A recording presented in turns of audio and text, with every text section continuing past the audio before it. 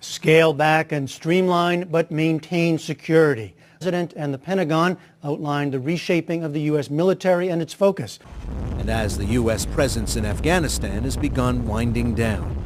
Yes, the tide of war is receding, but the question that this strategy answers is what kind of military will we need long after the wars of the last decade are over? And today, we're fortunate to be moving forward from a position of strength. The Defense Strategy Review, outlined at the Pentagon, aims to refocus U.S. strategy toward an increased presence in the Pacific, with an eye toward China and its rapid military buildup. The review also marks a shift away from military budgets that exploded in the wake of 9/11. Congress enacted defense cuts last summer, amounting to more than $489 billion over the next 10 years.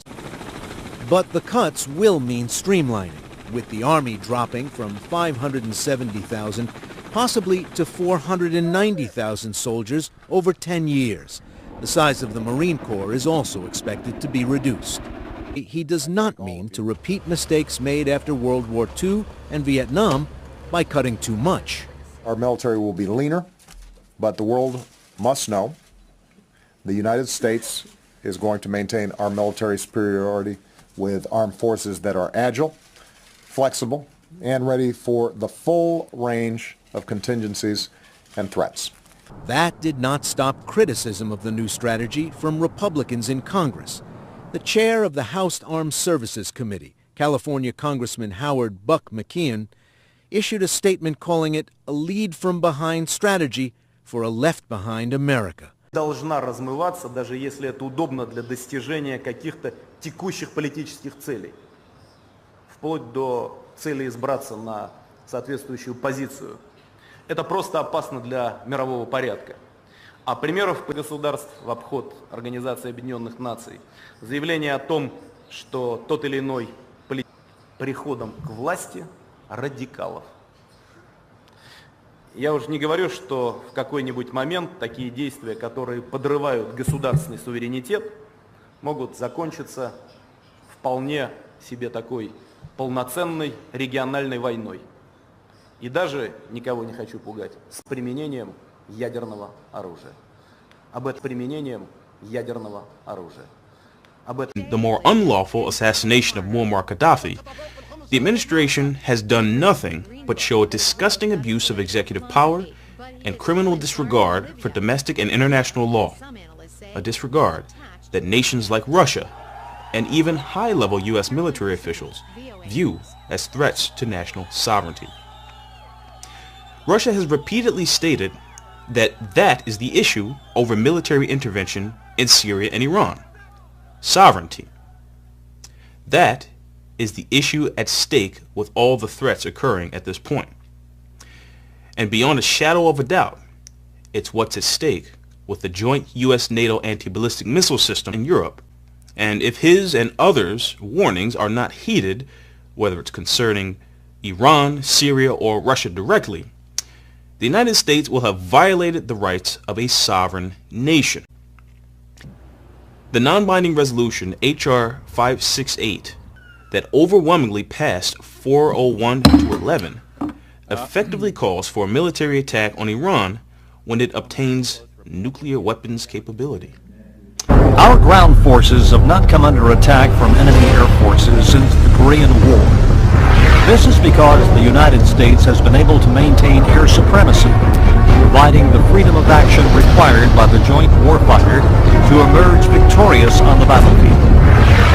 However, for the first time, our claim to air supremacy is in jeopardy. We are being challenged across the entire spectrum to include land, sea, air, cyber, and space. One of the most pervasive threats, modern ground-based air defenses, has reached unprecedented lethality. Our overwhelming success in Desert Storm highlighted the inherent vulnerabilities of our adversaries' defenses. Since then, there has been a global revolution to modernize air defense systems. At the heart of this threat is the Surface-to-Air Missile, or SAM. Since the first SAMs were deployed by the Germans in World War II, our adversaries and potential adversaries have relentlessly pursued their development in an effort to counter U.S. air power. Over time, nearly every air power advancement fielded has been matched by SAMs, becoming increasingly lethal against a greater variety of air targets at longer and longer ranges. Both Russia and China are producing state-of-the-art SAMs. Shown are several systems that are currently fielded that directly challenge our bid for air supremacy. These modern systems can engage as many as a dozen targets simultaneously, at ranges in excess of 100 miles. Furthermore, they are not tied to a prepared site. They are highly mobile, allowing them to relocate in minutes rather than hours or days. To illustrate the dynamics of the SAM threat, here is the threat ring posed by a Vietnam-era SA-2 SAM. It's located on the Washington Mall, with its short-range coverage. And now we add the SA-10 and the SA-20 system, the same system being sold to Algeria and Iran. You can clearly see the dramatic increases in ranges. Next we add the SA-21, which is currently deployed in Russia. And finally, Russia's developmental S-500 will be capable of engaging targets as far away as Charlotte and Buffalo. Senior Russian military officials have claimed this revolutionary aerospace defense system moves ahead of their potential enemies by 15 to 20 years. The system should be fielded by 2015. As you can see, these systems are being proliferated globally in battalion strength, and we expect this trend to continue.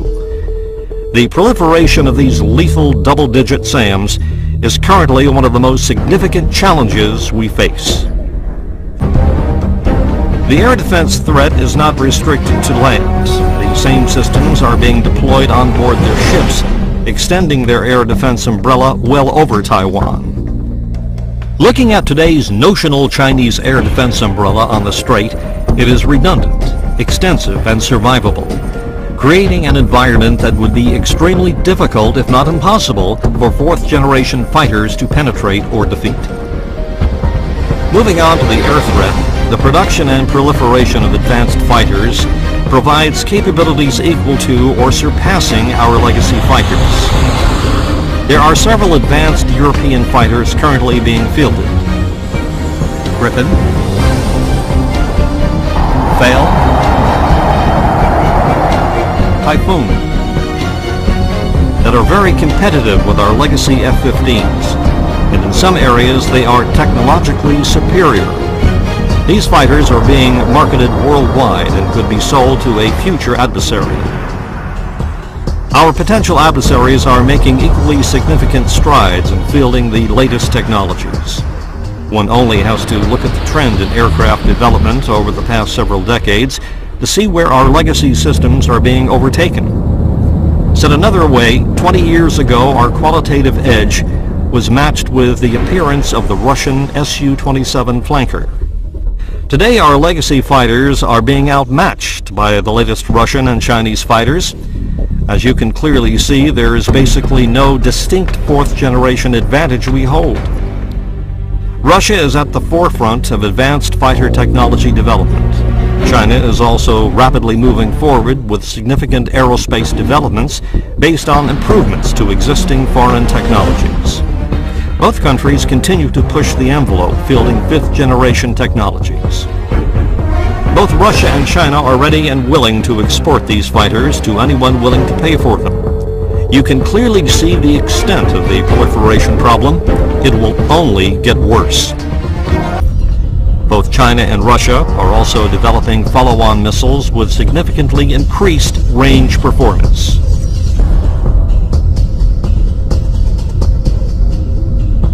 They are outpacing us in the missile arena and can directly challenge our AMRAAM superiority. Enhancing our adversaries' first-shot capability is their rapid integration of modern jammers, specifically digital radio frequency memory, or DRFM-based jammers.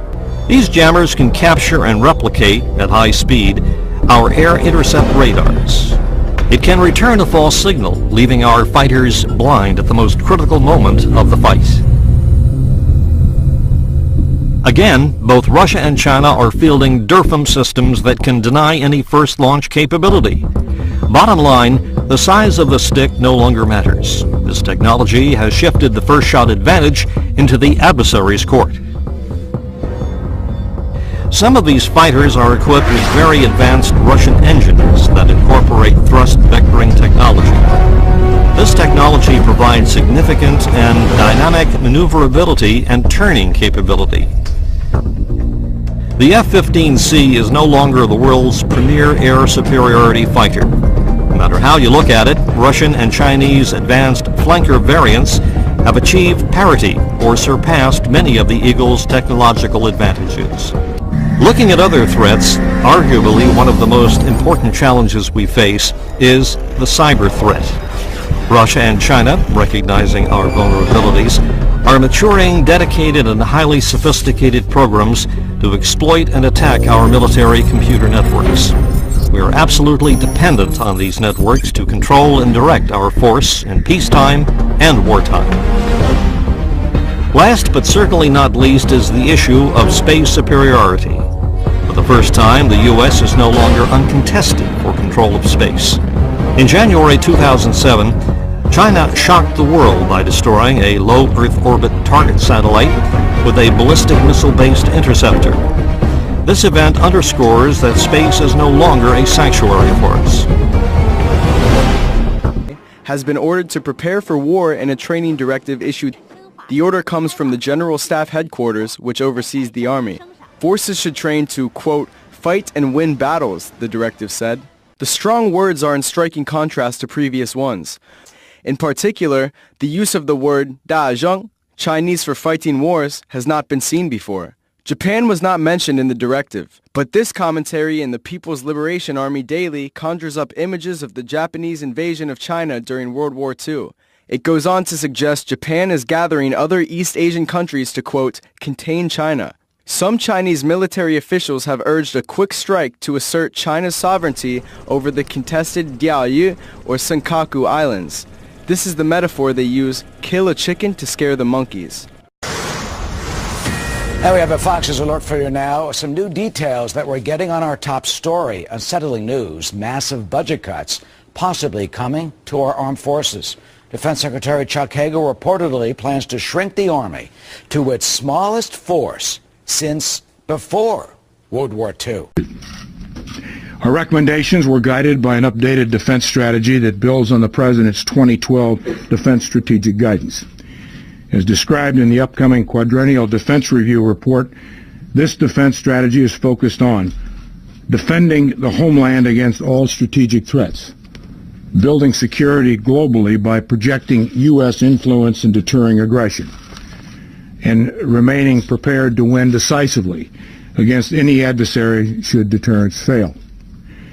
To fulfill this strategy, DoD will continue to shift its operational focus and forces to the Asia-Pacific, sustain commitments to key allies and partners in the Middle East and Europe, maintain engagement in other regions, and continue to aggressively pursue global terrorist networks. Our reviews made two new realities very clear. First, the development and proliferation of more advanced military technologies by other nations. That means that we are entering an era where American dominance on the seas, in the skies, and in space can no longer be taken for granted. Second, defense spending is not expected to reach the levels projected in the 5-year budget plan submitted by the President last year. Given these realities, we must now adapt, innovate, and make difficult decisions to ensure that our military remains ready and capable, maintaining its technological edge over all potential adversaries. However, as a consequence of large budget cuts, our future force will assume additional risks in certain areas. In crafting this package, we prioritize DoD's strategic interests and match them to budget resources.